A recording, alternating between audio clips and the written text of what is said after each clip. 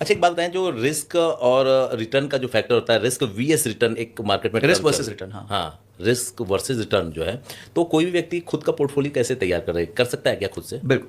देखिए, रिस्क को पहले ना सरल भाषा में समझते हैं। ओके।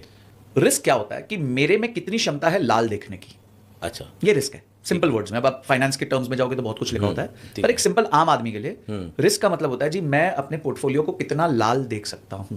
ठीक है। अब सर्वेश जी आए, बोले संजय जी मैं ना निवेश करना चाहता हूं, ठीक है। पर मैंने अपने पोर्टफोलियो को लाल नहीं देख सकता, मुझे हरा ही देखना उसमें। तो आप इक्विटी में नहीं इन्वेस्ट कर सकते।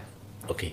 कैसे करोगे जब वो इक्विटी तो लाल होती होती हाँ, है। लाल होती अब सर्वेश जी आए, बोले कि संजय जी लाल तो मैं देख लूंगा, हाँ।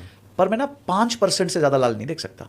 मतलब अगर मेरे 10 लाख रुपए लगे हैं तो 50,000 से ऊपर लाल मत दिखाना, मेरे को रात को नींद नहीं आएगी, चैन नहीं आएगा। तो अब क्या होगा, अब इक्विटी तो आ जाएगी, पर 100 रुपए के निवेश में 80 रुपए डेट होगा, मतलब फिक्स्ड इनकम होगा जिसमें फिक्स्ड रिटर्न होते हैं, और 20% होगी इक्विटी। ठीक है। अब आते हैं सर्वेश जी, बोलते हैं यार 10% से ज़्यादा लाल नहीं देखेंगे। ठीक है, तो अब हम क्या करेंगे, 50% इक्विटी 50% डेट। ओके। अब सर्वेश जी आते हैं, लाल की कोई सीमा नहीं है संजय जी, रिटर्न बहुत अच्छा बनना चाहिए। ये एफडी का 6-7% नहीं चाहिए, अपने को 14% रिटर्न चाहिए 20 साल के लिए। तो हम क्या करेंगे, तो हम small cap, mid cap, high risk instruments में डालेंगे, क्योंकि आप लाल से नहीं डरते हो और आप लंबे समय के लिए बैठे हो। तो रिस्क का मतलब बड़ा सिंपल है, दो चीज़ें रिस्क को डिफाइन करती है। एक तो आपकी लाल देखने की क्षमता ठीक है। कितनी है, जितनी कम होगी उतना आप इक्विटी से दूर रहो। ओके।